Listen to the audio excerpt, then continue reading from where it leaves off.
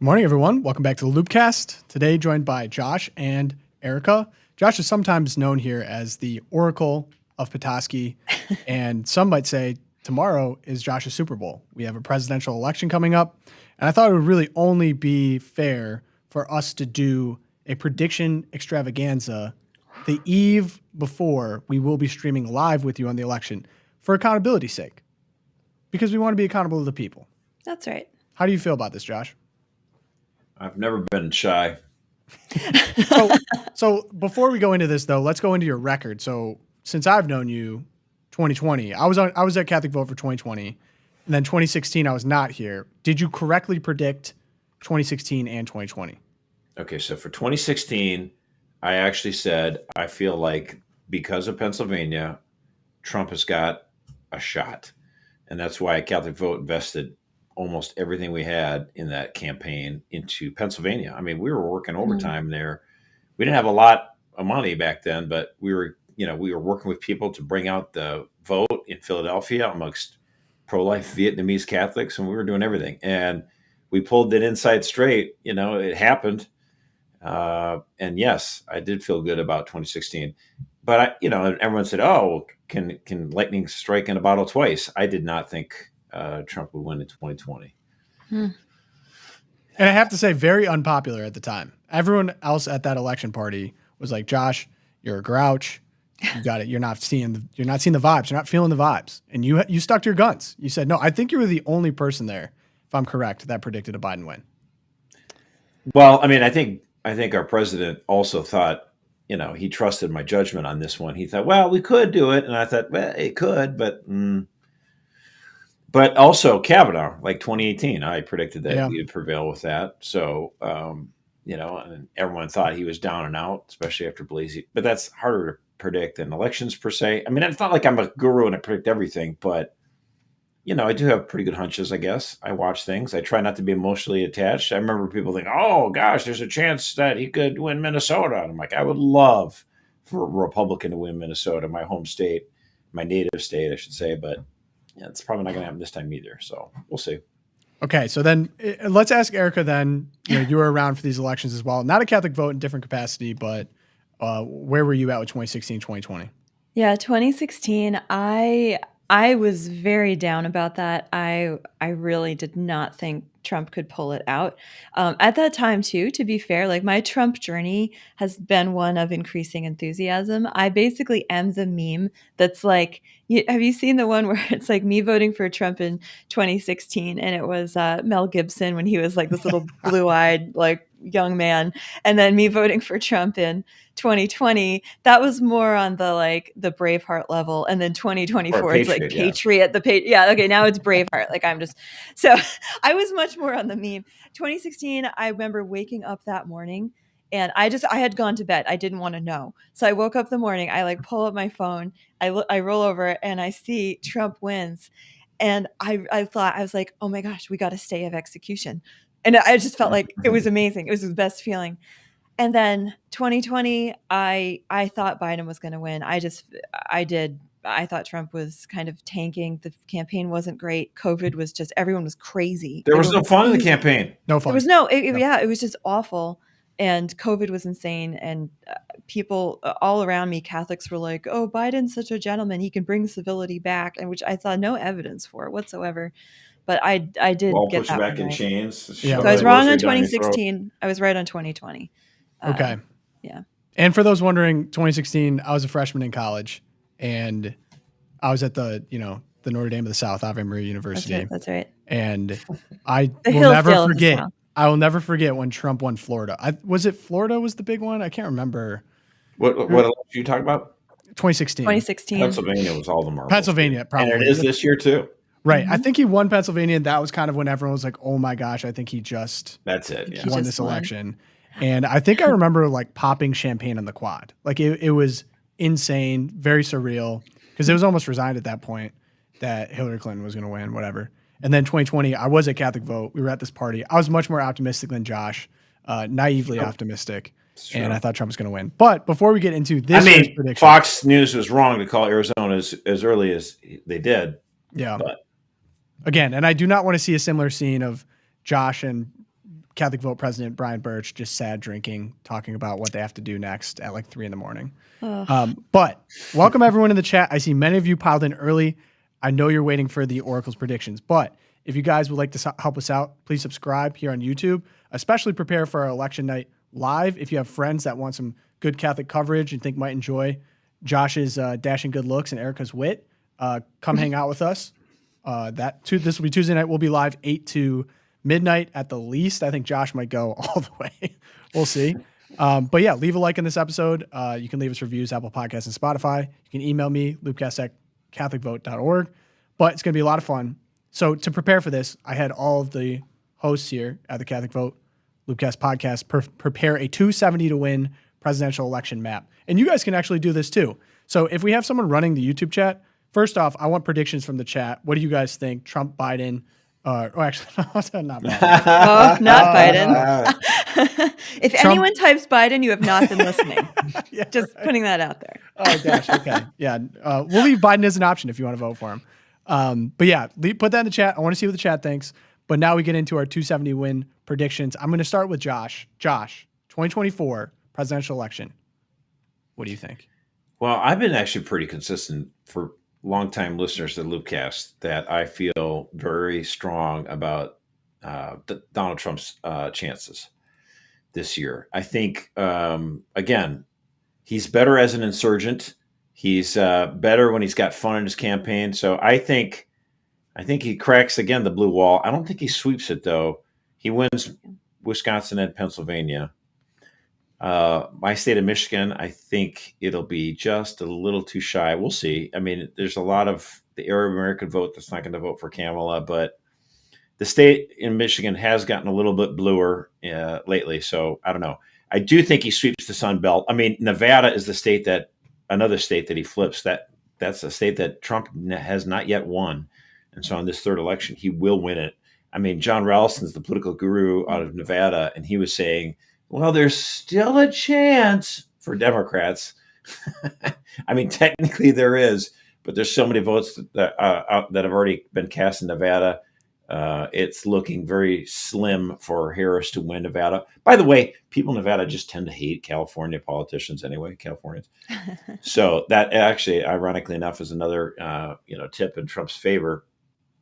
But I do think he sweeps the Sun Belt, 4 swing states of North Carolina, Georgia, Arizona, and Nevada. Arizona is going to be, I think, 2-3 points even. I think that's going to be pretty strong. And then again, so what we're looking at here is, I think he does perform well in Wisconsin and Pennsylvania. Wisconsin was a state that he won. He won both of these states in 2016. But in 2020, he was a razor edge from winning in Wisconsin last time. I mean, it was about 22,000 votes or something like that, or even less. And so that's a state that is notoriously very difficult to poll. And I think he will pull off the win there. But I don't know. My concern with Michigan, I'm so risk averse at going against what I want to happen that I'm marking it blue. I live here in Michigan. Very strong, pro-abortion sentiment. The abortion amendment did, unfortunately, very well here 2 years ago. Gretchen Whitmer was reelected. Trump is making inroads with Muslim voters, but is it enough? We'll see. So it's kind of like choosing your favorite college basketball team to not go all the way. It's very March Madness-esque. Now, interestingly enough, you also have the Senate races now in the Trump era, and I think it's not necessarily just that it's Trump. I think it's also in the social media era. When you vote for, there's not much ticket splitting going on now. So if whoever's the presidential candidate wins that state, every time has also won the Senate seat. I think the 2020, I think that happened all in 2016, all of them. And then 2020, there might have been one that differed, but it's becoming increasingly the case. So then you have to think to yourself that the Republican in Wisconsin and Pennsylvania will actually also defeat the Democratic incumbents. So that would be delightful. Right. I mean, it's pretty much a lock. It's a lock that Republicans are going to pick up the Senate seat in West Virginia, and then one in Montana looks very, very, very good. So that's already taken you 2 seats. Is that Tester? Tester, yeah, he's a piece of work. I wear a bolo tie and drive a truck and have a gun, so therefore, give me a America. break, dude. This guy deserves to So, get. but before we get too deep into it, I want to lock down your totals here. So if we So pull I'm up your saying, was it 270 to win, 297, 298? I can't remember. I got you here. 297. We have 297. Okay. 297 Republicans, 241 Democrats. And do you think that Trump wins or loses the popular vote? I think he wins it. Mhm. You think he wins the so he'll be the first Republican to win the popular vote, I think, since Reagan, correct? Wrong. Was it Bush? Bush won. George H. Bush won it in 88, and his son won it in 04. Both Bushes. Yeah. Something about those Bushes who are now actually Bush, I think, stayed out of it. He didn't endorse anyone. But his daughters endorsed Kamala. Well, his daughters. Neocons. So there Okay, you so go. George W. Bush. I mean, again, I've been grinding this axe for a while. I mean, he kind of campaigned hard on marriage in 04 and then abandoned it. His Right. And Laura Bush, his wife, and his two daughters are super pro-abortion. His daughters raise money for Planned Parenthood fundraisers. Yeah, I remember that. Okay, so now that we have that locked in, Erica, Here I go. let's take Do a you have look mine? Pull me up. I forget what I said. I'll pull you up. Yeah, I think I'm going cautiously Trump, but not by as wide a margin. I actually think I think Pennsylvania is where Josh and I differ on this one. I'm going with Pennsylvania ends up ultimately going for Harris, and I don't want to be like it's all rigged, but Pennsylvania has a history. And there are stories coming out of Pennsylvania right now of making it very difficult for people to vote. They have Pennsylvania has the rule about they can't start counting absentee ballots till after the polls close too, right? That's incorrect. That is actually correct. Yeah. So Yeah. we're facing a situation where Wisconsin and Pennsylvania will be counting ballots. I mean, I think Wisconsin can start the day up. Pennsylvania can't start till they close, and so any kind of delay in a state where it's already a question mark, and I feel like there's fingers on the scale. I'm going to have Pennsylvania go blue. I think Wisconsin will go red based on what we're seeing out of there. Again, I have not been at this as long as Josh by any stretch of the imagination, but I am cautiously optimistic it will be Trump, just not as wide a margin. To interject briefly, did you guys see the Washington Post Bucks County thing? Yeah.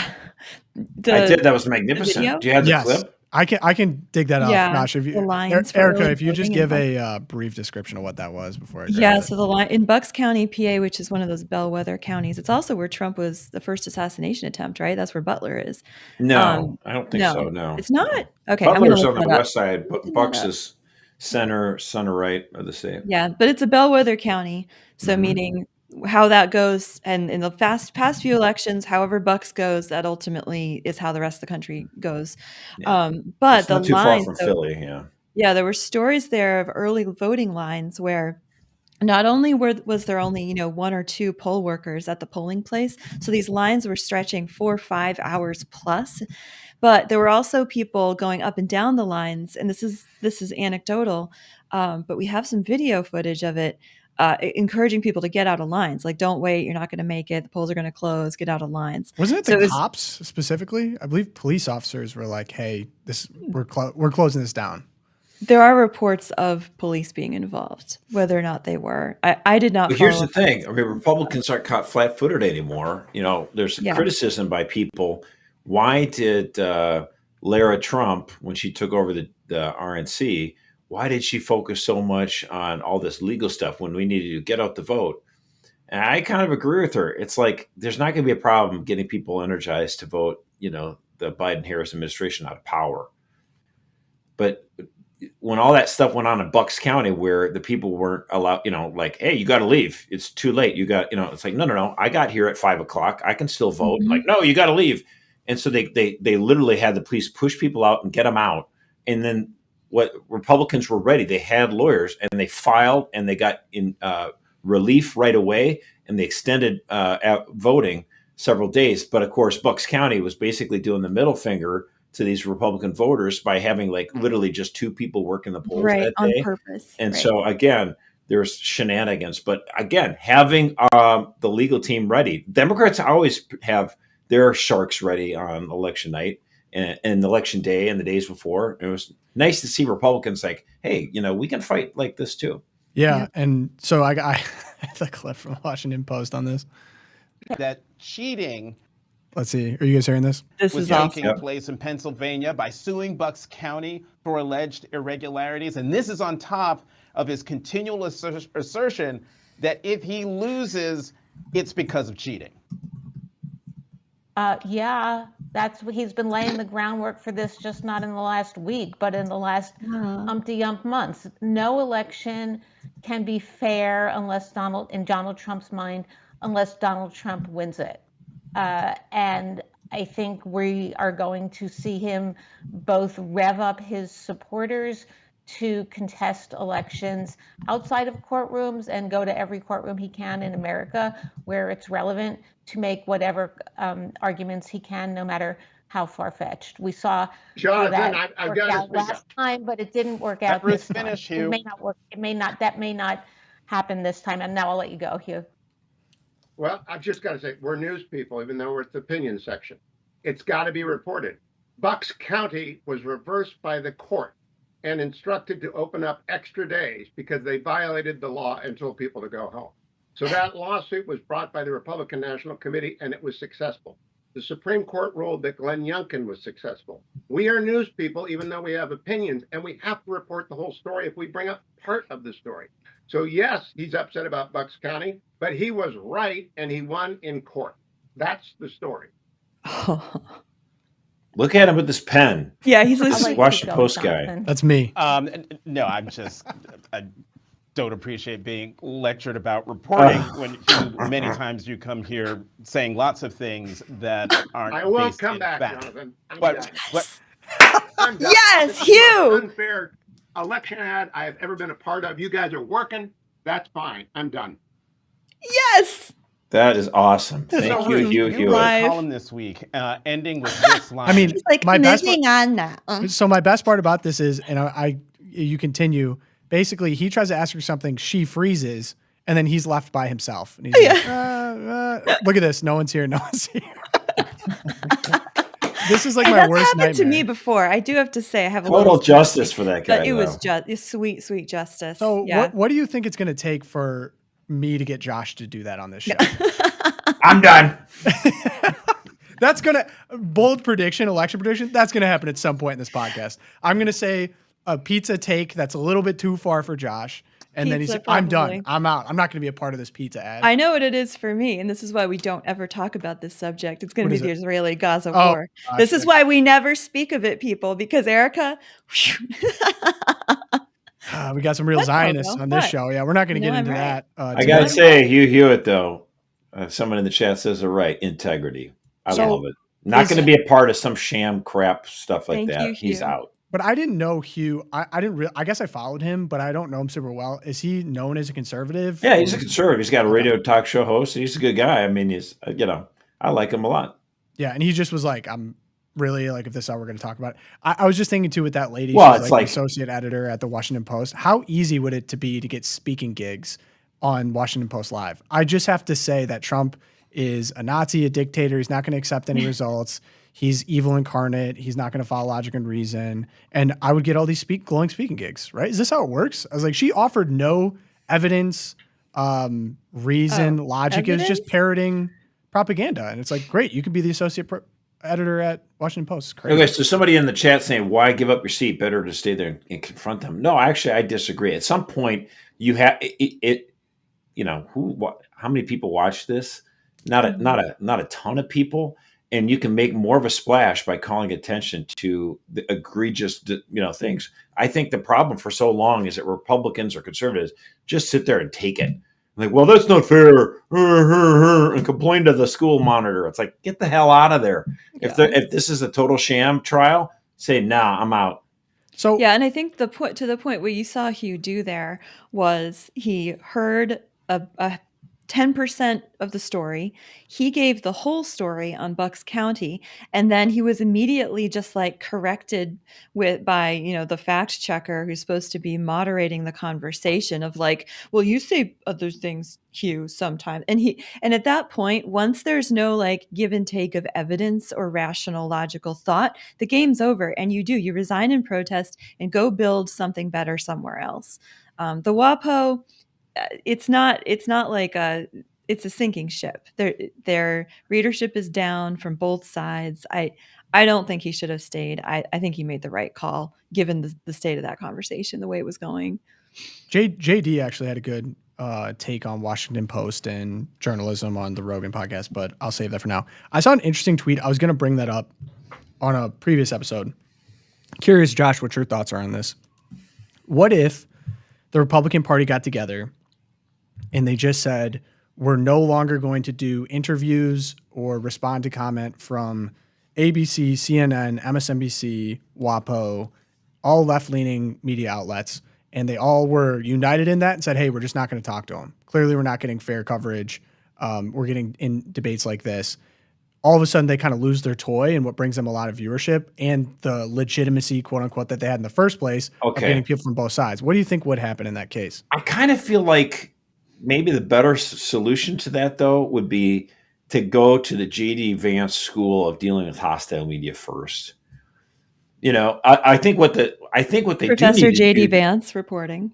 Yeah, I think what they do need to do is say we're not going to allow CBS or any of these media companies to host debates anymore. I think that's where you got to draw the line or whatever. Like, why is it that we're having these people who absolutely hate us debate which what's going on? Or the Candy Crowley, or back in 2012, or in this case back when it was or this recent time when Maggie Brennan and fact checking one side, not the other. It's like, this is garbage. Why do you do this? Like, this is stupid.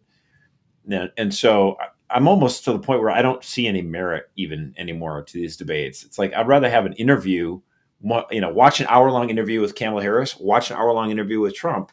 That's more constructive than you get 1 minute to talk. Okay, I'm turning your microphones off. You get 1 minute to talk. I mean, like, are we adults? This is such crap. Like, we're electing a president. We didn't elect you. You're some reporter from CBS. Shut up. You don't matter. I don't care. I'm not electing you. Right, but isn't that the point though, Josh? Is like the only reason those views are coming in, the only reason they get revenue is because people like JD Vance are going on there, or because they get people like Trump or whoever to go on these outlets. So they lose everything that makes them valuable. JD Vance, it would not have been a good idea if at the beginning of this campaign, JD Vance says, I'm not going to go on CBS. I'm not going to go on CNN. That would have been bad. It was actually the best thing he's done has been going on to these hostile media interviews. When he goes on with Jake Tapper, CNN, when he goes on to Martha Raddatz on ABC This Week. But the key difference here is that he walks in knowing his enemy is not Tim Walz and Kamala Harris. He knows that his enemy is the media. The media is the biggest problem. They have this massive megaphone, and he's going to try to think of it a new way. I'm going to try to take my message, and I'm going to attack the reporter because they're being so left-wing and full of garbage. I'm gonna reject their premises of their articles, and I'm not gonna be a jerk about it. I'm just gonna take them apart. Like, he's like a surgeon. He's just like, boom. Yeah. I think the question that I was bringing up is more like not JD Vance individually, but more like if the entire Republican Party just said, I'm taking my ball and leaving. I know what you're saying, but I'd rather than not, I'm not gonna deal with you. I'm not gonna talk to you. I would actually prefer them to always treat everything like they're absolutely totally hostile and that they're just Democrats. Like, you have these, I assume if you're a Democrat and you look at CatholicVote and you're like, oh, this is you're pro-life right-wingers, blah, blah, blah. And they're just going to kind of immediately take that in. They may answer a question I have, but they're going to immediately go, I'm pretty sure I know where you stand. Ha, ha, ha. Mm-hmm. That's what you should do. I mean, if you had someone come up I'm from Women's Progress website. If you're a senator from Texas, you're like, sounds like you're going to give me a left-wing feminist question, so I should, be careful of what I say. You should be careful about what you say like that. If it's CBS, if it's ABC, if it's NPR, they're just as communist. So my whole point with it is go on the offensive. Have you done one, Josh? Like, say, for example, with NCR or even I have done an interview with National Catholic Reporter. That's true. Right. And you went in being like, this is going to be hostile. Yeah, of course. And it was. Yes, of course it was. What was it about? Do you remember? Well, I mean, I did one recently, and it was just what we had going on in Pennsylvania. So the interview didn't end up being that hostile. But like, there was the time where we made a joke, an offhanded joke on our socials a few years ago about James Martin, and he got all mad about it, and he had Twitter cancel our account or suspend it for 4 hours because it was violence. And I'm just like, give me a break. I mean, it's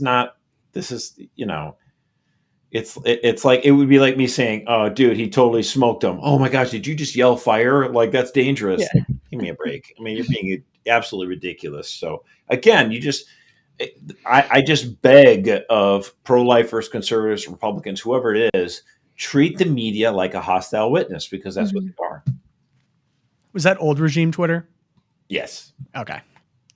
No longer an Elon Twitter. So, Erica, I think I'm going to cut you off briefly. Did you have anything else on your prediction? No, I'm good. I'm so locked and loaded here. Ready for tomorrow. It's going to be great. All right. Now, I have found the closest possible outcome, I think. So, for me, whoa, Trump winning by 2 electoral votes. I don't think he wins the popular vote. I say win in Nevada. This is not happening. He's losing Arizona. I was waiting for that. He's winning Pennsylvania, but losing Mercer's Michigan. like, no, little puppy. Okay, well, I guess we'll see, buddy. That's what universe does he win Nevada but not Arizona? In my universe, Josh. In Pogo. Yeah, sure it is. Josh, laugh now.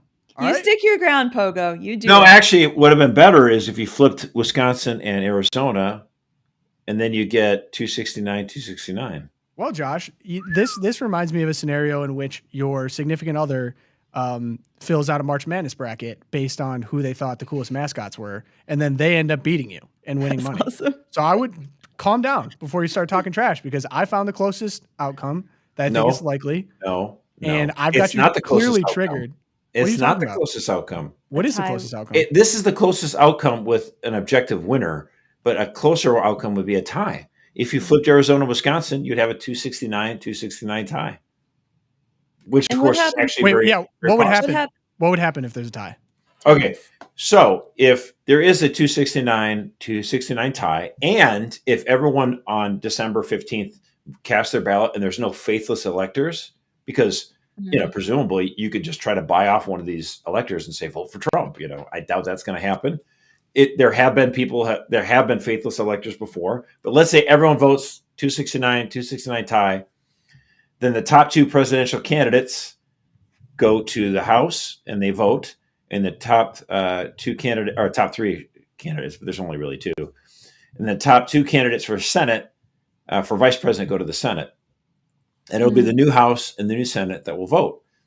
And the Senate would just vote. And if the Republicans have the Senate, then you see J.D. Vance elected vice president. But you could imagine a scenario where Democrats run up the table in the House and you have a Democrat elected president. But here's the thing. Harris Vance. The way it works in the House is not a straight heaven. vote. It's not a straight vote. The states vote as a delegation. So every state in the House would get 1 vote. So of the 50 states, there's 50 votes for president in the House. Okay. And California gets 1 vote. Wyoming gets 1 vote. Connecticut gets 1 vote. And it's determined by the state delegation. So if in Michigan right now, the House delegation is split evenly, then no one gets a vote. And you have to get 26 votes. Well, right now, the state delegations are actually in favor of Trump. So Trump would win. It's not, you could imagine the House actually falling into Democrat hands and Trump still winning in the House if the elections toss to the House, because it's not a straight every member voting. It's, again, state delegations. Is there a chance that it could be Trump as president and Tim Walz as vice president? That is actually possible. Again, that would take, I can't imagine we not winning Montana, but then let's say West Virginia. God. So we win the Senate seat in West Virginia. My brain just broke. We win the Senate seat in West Virginia. Anymore. Somehow we don't win Montana and we don't win anywhere else. So it's 50-50 Senate. And yes, Kamala Harris cast the tie-breaking vote for Tim Walz and he becomes vice president and Trump is president. Yes, that is possible. Okay, so you're saying that would take a 1 in 300 plus a 1 in 300. You just can't say Although, it's not possible. given It's how things have gone in 2024, I will not be surprised at any outcomes, Yeah, exactly. including a Trump Walls ticket. Why not? Why not? Dude, could you imagine? Wait, brief history lesson here. Wasn't that kind of how it used to work? Like where there would be a president and a vice president from opposite parties? How did that work was like again? the early days, right? Yeah, early days. How did that work again? Do you remember, Erica? I don't remember, but I know that we ended up with, what was it, Adams and Jefferson? Was it Jefferson? Yep, opposite parties, and they hated each other so much, and they ended up being both put into the White House. Did not go well, did it? No. Actually, that's funny that you say that. Well, because I mean, it slowed down the cogs of government, so there's always a positive angle to that outcome. But yeah, they hated each other. Well, it also creates this horrible incentive where, assassination attempt, because then an assassination changes, Yeah, we don't need that's more. Still on my bingo card. Still on my Actually, bingo that card reminds me though. Someone put together an attack ad. They say the attack ads are bad now. Speaking of Thomas Jefferson and John Adams. Oh my gosh, I know exactly what you're talking about. And I just sent it in the chat. Oh, someone made a video? Yeah, dude. Dude, this is like Heads on Spikes, right? Children's Heads on Spikes. 14 years ago. This is why you got Mercer here. I'll give you some of the old hits. Oh, thank you, Mercer. Yes, because you were around in the 1800s. They're saying this could be the nastiest, most negative election season of all time. This campaign season seems like candidates have taken dirty to a whole new level. When pundits start shouting and politicians start calling each other's names, how do we all get so it can divided? seem like a return to civility is not possible. Like the very idea is a relic of some bygone era. John Adams is a blind, bald, crippled, toothless man who wants to start a war with France. While he's not busy importing mistresses from Europe, he's trying to marry one of his sons to a daughter of King George. Haven't we had enough monarchy in America? I'm Thomas Jefferson, and I approve this message because John Adams is a hideous, hermaphroditical character with neither the force and firmness of a man nor the gentleness and sensibility of a woman. If Thomas Jefferson wins, murder, robbery, rape, adultery, and incest will be openly taught and practiced. The air will be rent with the cries of the distressed, the soil will be soaked with blood, and the nation black with crimes. Are you prepared to see your dwellings in flames, female chastity violated, children writhing on a pike? I'm John Adams, and I approve this message because Jefferson is the son of a half-breed Indian squaw raised on hoe cakes, and Hamilton is a Creole bastard brat of a Scotch peddler. The nastiest, most negative... I just love it. It's part of our tradition. I'm just saying. I mean, those obviously human nature does not change. I mean, the thing is, those attacks are those kind of attacks were leveled against each other. The 1800 election, nasty. Well, yeah, this gave me the opposite impact. I think our insults have gotten kind of lame. I know. I mean, the phrase they're not as good. Yeah, it's neither the courage of a man or the softness and I forget that. Gosh, I need to look up the full quote and just use that to insult sensibility people. of a woman, the softness and sensibility of a woman. Such a bar. Doesn't even have that. I was looking back to, and also I just have to say, this season of October Surprises, super lame. Like we talked about doing a section of the show of just actual October surprises. I think there was one, and I'm forgetting the candidate, but a letter was forged. Do you know what I'm talking about, Josh? A letter was forged, because this is before internet, social media, all that, of him saying that he was going to do something. And by the time they caught that it was forged, it was too late. It had already gotten out and basically was like, yeah, this guy wrote this letter. And then he lost. How about Dan Rather in the National Guard letter from 2004 campaign? I think that might be it. Yeah, I mean, it was like Dan Rather lost his job over it. Yeah, he did. It was pretty. And he awesome. spent the rest of his life being like, "They fired me." We didn't have social media, but we had the blogosphere, and people were like, "Dude, this was not from any typewriter in the early 1970s. This is literally someone in Microsoft Word, you dummies." Wait, but what was the letter again? Do you remember? The thing is, the letter was basically saying that George W. Bush entered into the National Guard as a way to get out of being drafted in the Vietnam War. And this was the smoking gun that this National Guard guy was like, yeah, I'll let George join so he doesn't have to do the Vietnam War or whatever, something like that. And the problem with it is, again, someone typed this up and it was clearly done on a Microsoft Word from like 2002. And so it's like, this is totally not legit. And the media's reaction to it is like, well, it's fake but accurate, because fake but accurate. The point was like, obviously him drawing this up on a Word document was not true, but the substance of it, that guy really did say that in 1972, and he really did. And it's like, dude, fake but accurate. Well, that reminds me of it was like the fact the thing didn't really happen, but what it portrays about Bush's character is accurate. Therefore, it's okay to make up the story that this actually happened, because it's like fan fiction, but the opposite. It's like he never actually did this, but I can imagine him doing this, so it's fine. That reminds me of did you see how the Washington Post treated the Biden Americans are garbage, or Trump supporters are floating garbage? Yeah, doubled down on this racist attack against Puerto Ricans. It basically said it like there's questions over what was actually said, but the sentiment behind it was accurate. It was basically the same statement. Yeah. So the news hasn't changed too much since the 2000s or even 1800s. But speaking of cosplay, I'm going to just put something out right now and say, please stop doing this. Halloween is over. Okay. Someone went viral for their costume that they wore going to the voters booth. We have a grown woman in a Handmaid's Tale. Oh my gosh. Outfit. Who do you think she voted for? Well, she voted for whoever her husband told her to. Oh, that's right. Got it. Apparently, right? She's a handmaid. Handmaid's like, oh my gosh. Guys, we got to stop. Like this, it's funny. We need to shut this down until we find out. Stop the Handmaid's Tale. Stop the memes. But does anyone, again, I've opined on this a few times. Does anyone actually know what the book is about? Like, this is actually the opposite of what the book is about, ironically. Yes. But it's like they didn't read the book. Care.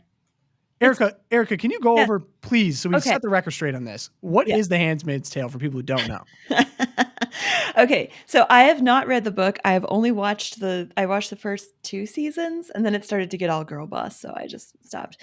But no, the premise is that you have this dystopian society, and you have these rich elite women who are married to the movers and shakers, because only men can be movers and shakers in this dystopian society, and they're barren. They don't actually have sex with their husbands. They can't conceive. So you take all of these healthy women from the working lower class and you kidnap them and you force them to bear children for these elite people. You take their babies from them as soon as they're born, give them to the elite rich women, blah, blah.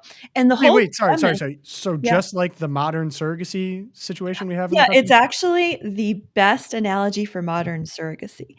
So anyway, and basically slavery. So it's a slave caste of women who bear children for the rich people who want to like have stretch marks or something. So anyway, the whole premise of the rebellion, though, is that these handmaids, quote unquote, they end up getting they're sick and tired of having their children taken from them. They want their own babies, even babies conceived in rape. They want them. And so this woman who's the protagonist, she goes at great lengths to find her child who she gave birth to get that child out of the rapist's home and raise that child herself and go back and find a child from a previous relationship. And that's the whole thing.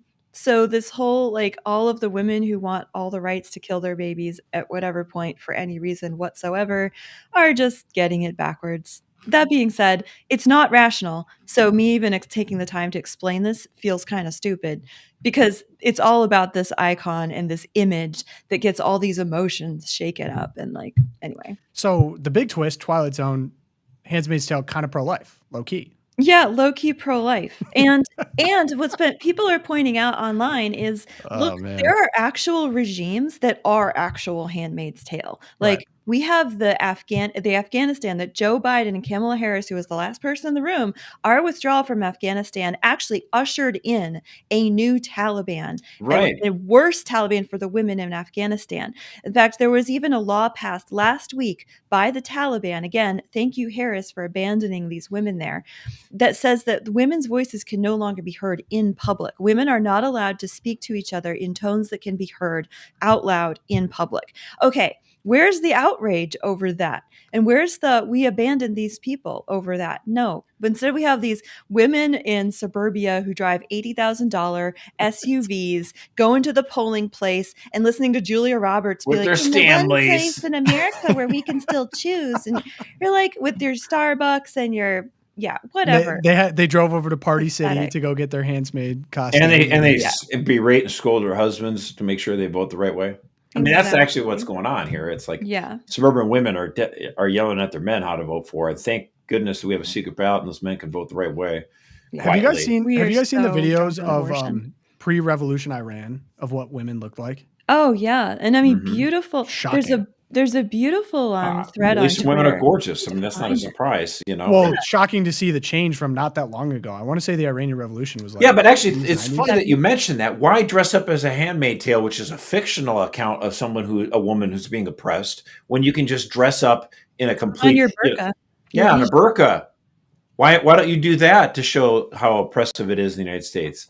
I wonder why they won't do have that. this rape fantasy genre where women just like absorb themselves in victimhood status and feel really good because I'm sticking it to the man because I wore a bonnet to the polling place. Oh, the victim mentality. I mean, I think I've showed that video before with that one guy from England. I forget his name, Kassan or whatever.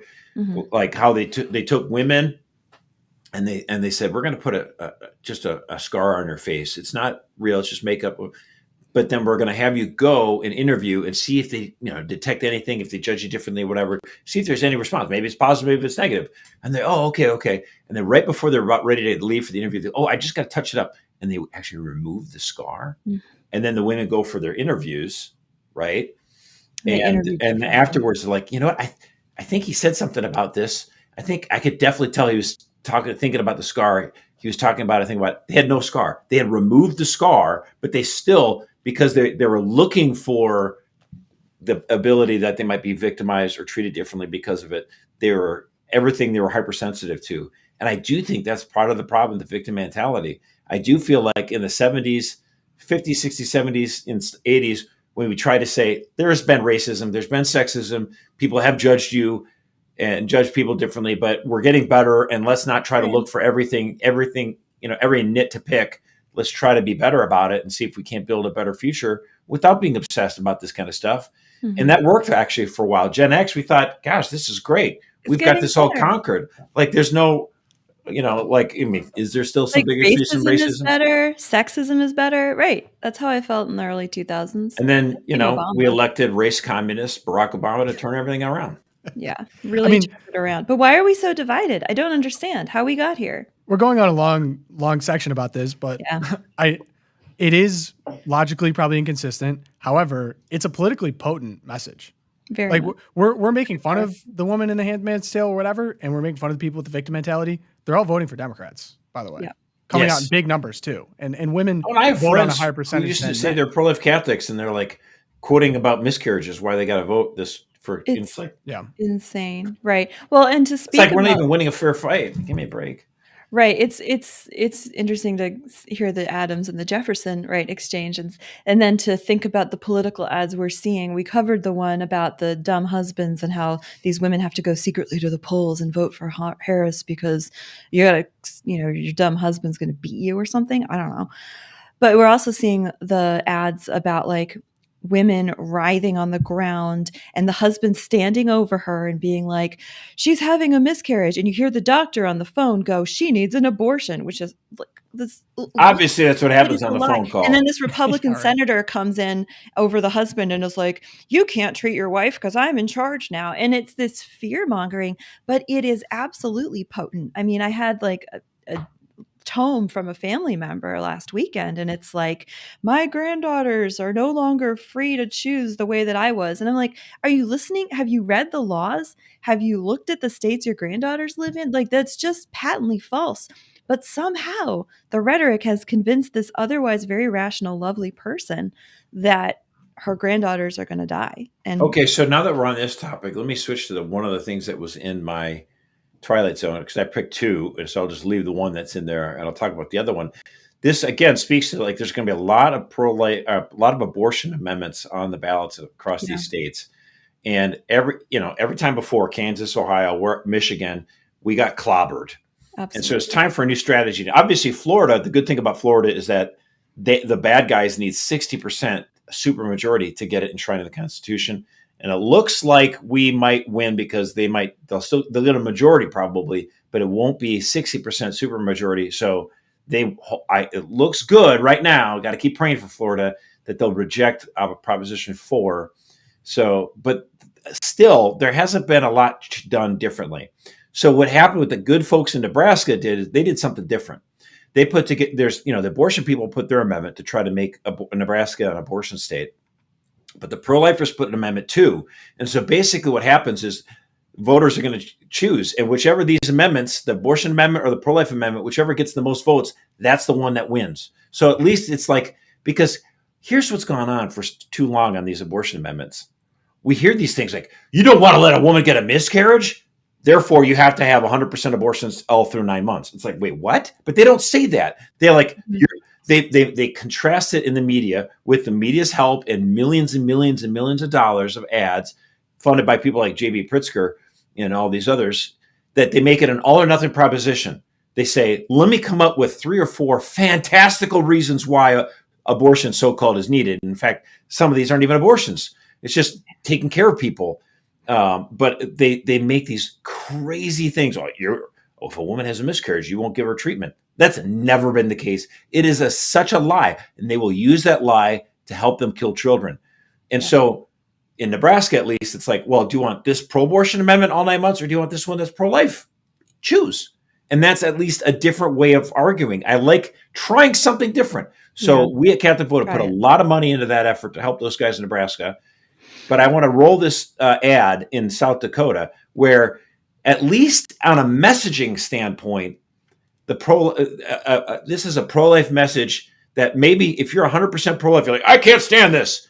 But it's at least trying to speak to those middle voters who have been told by all these lies that I've got to, I don't know, I just feel like I can't say no to abortion in some cases. So this ad, I think it's pretty good. Let's roll it. If you're in the middle on abortion, against a ban, but also against unlimited abortion, then Amendment G is not for you. Amendment G puts into our Constitution an extreme pro-abortion measure that ends the conversation about reasonable limitations that include exceptions for rape and incest. And G strips parents of notification and consent for a minor's abortion. Don't end the abortion conversation. Vote no on Amendment G. I think that's great. It's at least being honest with ourselves about where the American people are. Like this assumption, the Republican Party had a big debate over abortion in the 90s, and there was attempts to try to get presidential candidates or vice presidential candidates that supported abortion. Hey, let's have Colin Powell as our nominee. And then George W. Bush even was like flirting with Tom Ridge as the governor of Pennsylvania. He was pro-abort Republican. It's like, and Republicans are like, no. And we stood in the gap, and we fought like hell, and we prevented the Republican Party from having anybody on the national ticket that supported abortion. It was not easy. It was not easy at all. And it was a fight. But that doesn't mean that, we've gotten better than, and I think more Republicans are pro-life and they're stronger in their convictions, but there's still a good 10% of Republicans who are not with us. And they're saying, okay, I'll vote for a Republican for president or for Senate, but I still support abortion. And so one of these ballot initiatives comes along and they vote for it. And this is the point I keep trying to make. The Democrats are 100% pro-abortion. I mean, I guess 99.9 because Kristen Day and her 10 friends still vote pro-life, but the rest of them are all horrible. And so this is the reality we face, and we have to be honest with ourselves and be honest and try to understand where people are coming from and try to win them over. Hey, shout out Kristen Day, though. I do like her. This is the show. Yeah, I'm a friend. I know you threw down the 10 friends. I know. It's a small minority. I tease her. Kristen Day. I love her. Listen for 25 years. Good friend. Okay, good. Whoa. Actually, I believe her friend just sent us some merch from CUA. Shout out CUA. Hey, CUA. I would actually want nothing more than her organization be very successful. All right, sick. Preach. Love to hear that. Before we get into Twilight Zone, I did have one thing that I would like to read, and we do have a bunch of Twilight Zone. But this is a moment of self-reflection as I continue to learn and grow and evolve on the show. When we were talking about split spouses, about that ad from the Democrats of canceling out your spouse's vote. They don't know how you vote, kind of the internal division. I said something to the effect of, I really don't know how people within their marriage or could marry someone that differs with them politically. And it turns out I'm really young and haven't been married very long. So someone sent in, I actually had a couple sent in, but one I'd especially like to read, and I'll keep it anonymous, gave a really good point that I think is worth reading in its entirety, and a good message, I think, to everyone. So good afternoon, Loopcasters, loyal fan, listening to today's episode. All Saints Day, I wanted to share a reaction I had to a topic you briefly touched upon. Tom couldn't understand how a married couple could be split on political issues. I can explain via my own experience. This is an especially sensitive issue to me as it speaks to the importance of Catholics being equally yoked in their vocation as husband and wife. My wife and I, 23 years of sacramental marriage this July, congratulations, have different political views. This wasn't always the case. When we were married, she and I both leaned left on many political issues. I don't know how I evolved that way because I come from a fairly conservative Catholic family in Southern California. Early on in our marriage, we would visit family and I would defend or promote pro-choice politics and politicians, my wife at my side in these conversations. Cut to several years into our marriage, small children in tow, I was experiencing a curiosity about the other side of the debate. So I started listening to pro-life speakers on the internet. Trent Horn was highly influential in my learning about and having a better understanding of pro-life arguments. I quietly held these new perspectives to myself and continued to promote the likes of Democrat politicians. Not registered with any political party, I continued to vote and promote Democrats, even through the Biden-Trump election. What turned me around to take the pro-life vote more seriously were the actions of the Biden administration and their pro-choice policies. Call me ignorant, but it felt like for my lifetime, the entire pro-choice versus pro-life debate in politics was merely a straw man argument and didn't or shouldn't matter in any presidential election. That's how I rationalized voting Democrat for so many years. Seeing how Biden's administration doubled down on their pro-choice promises took me by surprise, and that's around the time, along with COVID lockdowns, that the scales began to peel away from my eyes. My children were turning into teenagers, and the public schools they had attended were hosting Planned Parenthood speakers as a part of the curriculum. No bueno. I remembered what Trent said happens at abortion clinics. I started to have more heated discussions at the dining room table because I was explaining pro-life issues to my teenagers. My wife didn't know I had been leaning this way for quite some time already. She just knew I was voting Democrat every election. Then Donald Trump's Supreme Court picks overturned Roe v. Wade. Then my parish pastor plucks me to run an anti-Prop 1 campaign here in California for the 2022 November election. Immediately, I disassociated from my teachers union because of their financial support for abortion. All the while, my wife is observing my involvement at my parish and my involvement in the local 40 Days for Life campaign. You can imagine how distressing this could be for any spouse. The one you married isn't the same person anymore. I will finish by sharing how much I love my wife and thank the Lord for our sacramental marriage. This is the cross that he gave each of us to bear. My wife and I do not agree on every political matter. We have learned not to trigger each other, and we do this by keeping away from sensitive topics like abortion. She listens to her NPR while I listen to my Loopcast.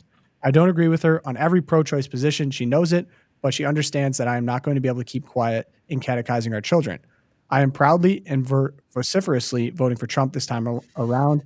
All we can do is love and pray for our politically diverse loved ones. To that end, I have been devoted to the Most Holy Rosary for the past few years, and I ask our Lord to use me as he desires. My deepest prayer is that my wife and children will see the hope and joy I have in serving the parish as a lector and OCIA catechist. For all your Catholic listeners, please go make a good confession. For me, the COVID lockdown experience brought the reality of my mortality to light, and I knew that I had to shed my sins or else, including those sins having to do with advocating for and voting for pro-choice politicians. This grace of God boosted my Catholic worldview immensely and left me convicted to stand up for innocent children and to serve in the vineyard of the Lord. Last, pray for me and my family as I discern the diaconate in my diocese. So and that was all just the one letter, right? One letter. Yeah. Okay, I was kind of going along there. That's it. Just finished. No, but I mean, I just feel like this is so unusual. So like, talking about something as monumental as that, like your view on whether or not abortion should be legal or not, that's kind of a big one, just like your faith would be a big one. And so like, I would feel like if I started to somehow think that Catholicism was false, I'm not going to secretly look on the internet and oh my gosh. And all of a sudden one day tell my wife, oh, by the way, I'm Hindu now. Like, wait, what? Like, why would you completely side? That's what Scott Hahn did. I mean nothing against him. He's like, all of a sudden he tells Kimberly one day, hey, I'm Catholic now. And it was like, what? Like That's right. I'm actually with Steve Ray on this one. Steve Ray was, he was a Protestant, and he's starting to read this stuff, and he's like, whoa, wait a minute now. And he started sharing it with his wife, goes, this can't be right. This is kind of crazy. And they went on a journey together, and like, he's like, I don't know, gosh, it feels like Catholicism is the truth. And like, they both walked on that journey together, and they came into the church together. I just, so like when it comes to abortion, like if suddenly you're maybe seeing the light, and like at first you're like, I don't know if I don't know. It just makes me ask more questions. Share that with your wife. I think you owe it to her. And then have her go, what are you talking about? Are you suddenly like, I don't know, honey. I have questions, and something's not adding up. And at least you get that understanding from the get-go. So you're not like, I mean, I'm glad he came and became pro-life. Don't get me wrong. I just feel like it's just, I don't know.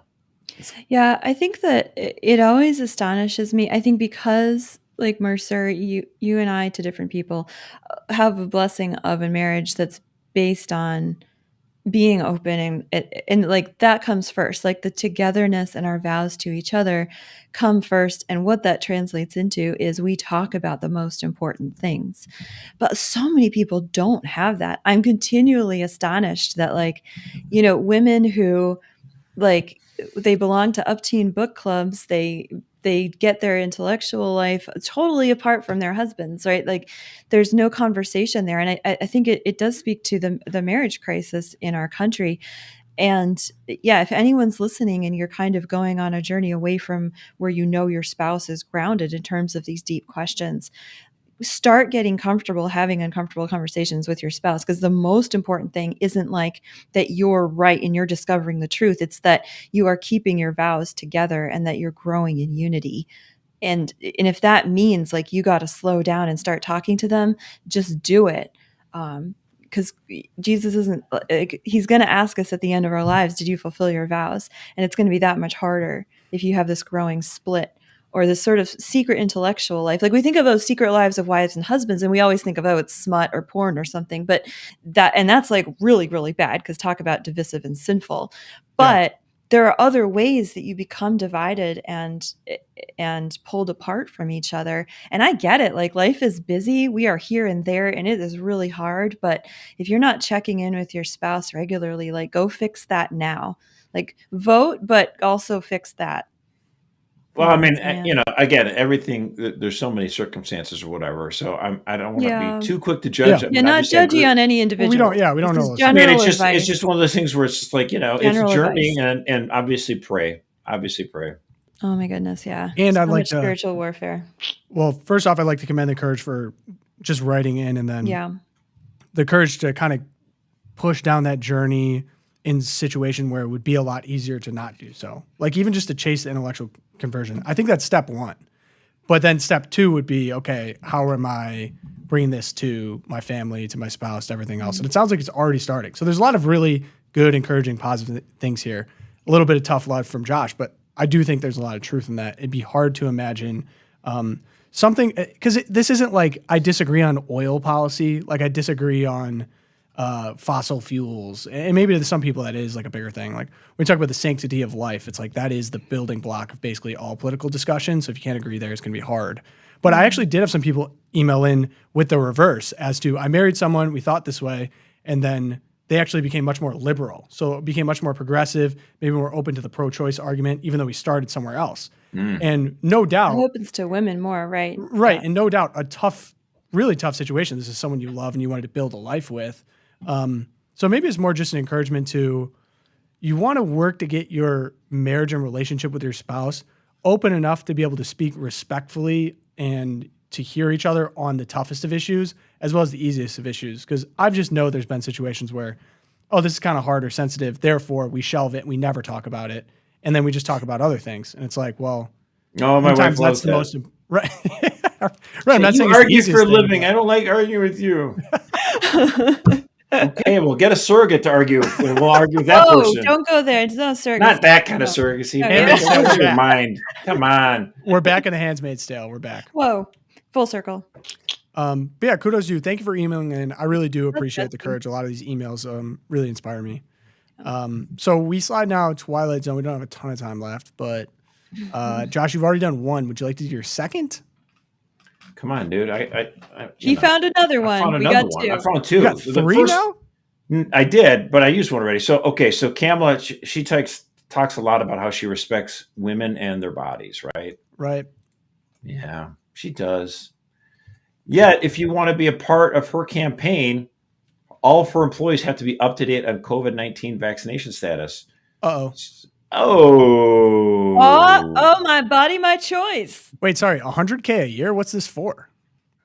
Oh my gosh. Well, there's some job I was posting. like, sign me up. Yeah, Pogo on the Harris campaign now, dude. $100K a year? Not bad.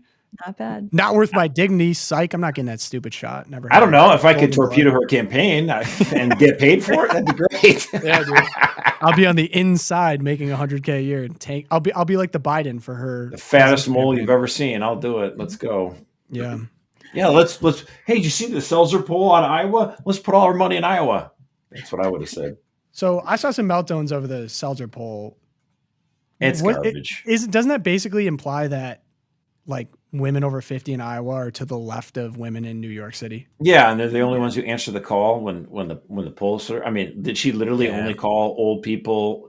Old feminists that live in Iowa City and Ames. I mean, like, I don't understand this. Well, then when she was like commentating upon it on some podcast, she couldn't even distinguish between the R and the D. Like, what does that stand for? She's like, I don't understand this cryptic letters you have. Well, actually, see, someone throw up the 3, dude. D stands for the Democratic Party. R stands for the Republican Party. Here in the United States, perhaps you're not familiar with it. Apparently not. Sorry, Josh. But speaking of election results, for our viewers, boy. I saw this too. As Washington, D.C., this is what it looks like 36 hours before the first election results come out. And we see building after building boarded up. Yeah.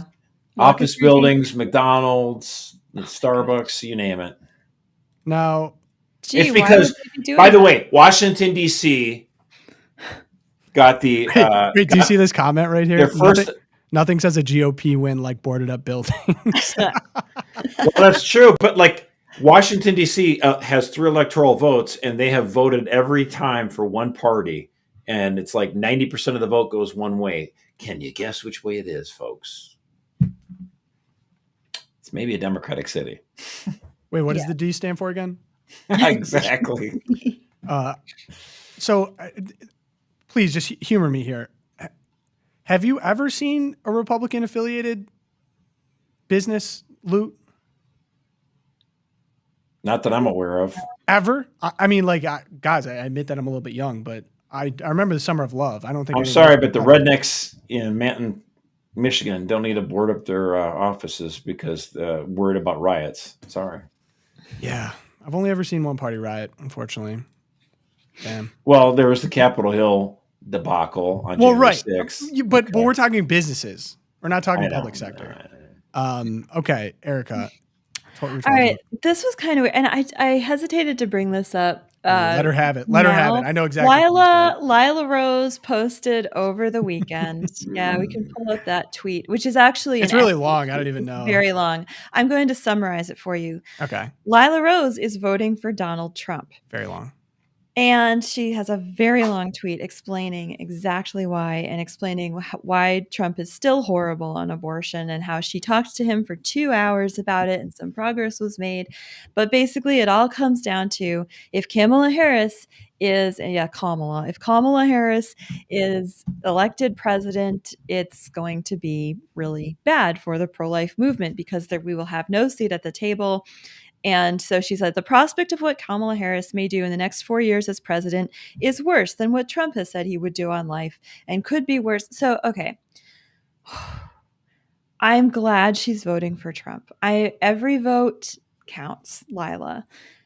But Lila, you've spent the last 6 months really amping up when Trump made the comment about Amendment 4, when J.D. Vance made the comment about the abortion pills, you came out swinging like we have to withhold our votes. No one should vote for these men. We have been abandoned by the Republican Party. And then when the Republican Party platform took off the pro-life language, I was upset too. But you spent weeks afterwards dividing pro-lifers.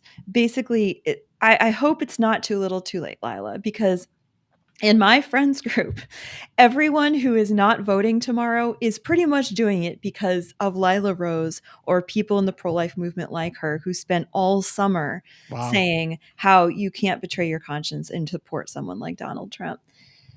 So again, am I glad you came around? Yes, I'm glad you came around.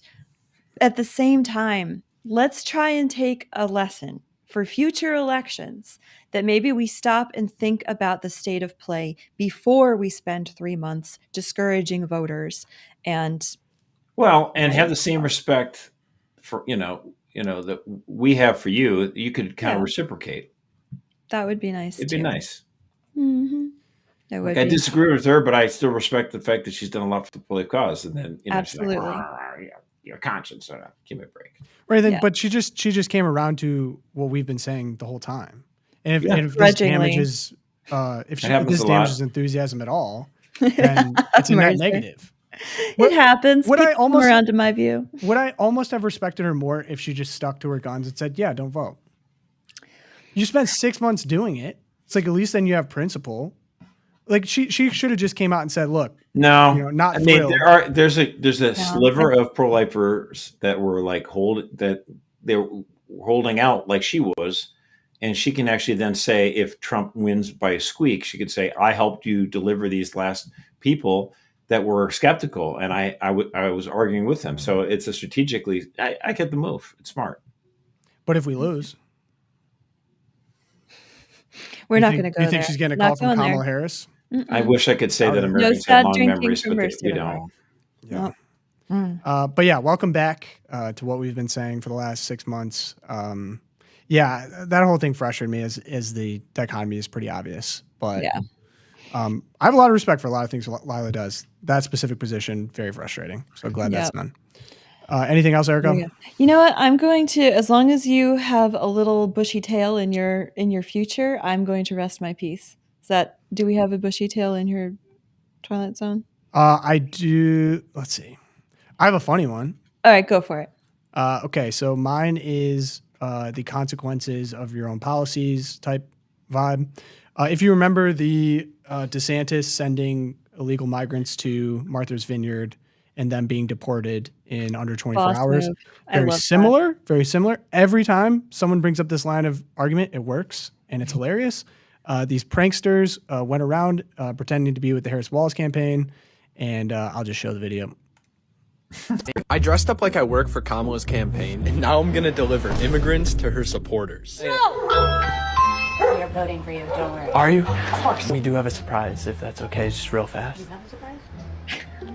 We're looking for a place for them to stay. They just came across. They'll sleep on floors. I mean, they're not picky, you know. We have like a 2-year-old, so... Hector's good with kids. Did they just like sleep on your lawn? They need a place to stay. They just came across. My teenagers live with me. Oh, that's fine. Hector, he was dating a teenager like a little bit ago, so... Okay. They just came across. They don't have papers. You're in support of like the whole border situation, and we're just trying to get them a floor to sleep on. We're a house of COVID. Do you guys want COVID? They said they could survive it. We work with her, so we know how to say her name. Earlier you said Kamala. The way she pronounces her name is Kamala. You don't work with her either. See that car? We have 3 dudes who just came across the border. We're trying to find them a home. Find them a home. Just say I'm voting for Donald Trump without saying it, okay? That's the wrong attitude, sister. I said my phone is private. So you're voting Kamala? No. You said it again. That was awesome. That was fun. Man. That's the kind of thing that as a white middle-aged woman, I can't do anymore. So like I can't troll people. So I like watching the guys do it. Hey, don't sell yourself short. I think you can. I am short. I'm very short. All right. Well, hey, guess what? We've done our final LOOPcast before the election. We made it, guys. We made it. We made it. Hopefully, we haven't burned too many bridges. We're ready to burn the boats tomorrow. It is election eve. Don't forget, leave out your Diet Coke and McDonald's so that Donald Trump comes by on the eve of down your chimney. Right down your chimney. Every election night. It should be very fun. We're going to be live 8 p.m. to midnight tomorrow Eastern time on YouTube, on X, all over the place. It's going to be a good old time. We'll see if our predictions come true. Josh will be locked and loaded in Chicago. Erica will be on the East Coast. I will be here in Indiana. It's It's going to be awesome. So mark your calendars, put on notifications, subscribe, all that good stuff. You can email me, loopcast@catholicvote.org. You can leave us reviews. Apple Podcasts and Spotify especially help us. And pray. Keep Pray. praying. Of course, pray. You should already be praying. Do a holy hour if you can. Pray for the country. Pray for the Holy Spirit. We appreciate you guys. St. Thomas More, St. Fidelis, Our Lady of Guadalupe. Pray for us. We will see you guys live for the election night. It's going to be great.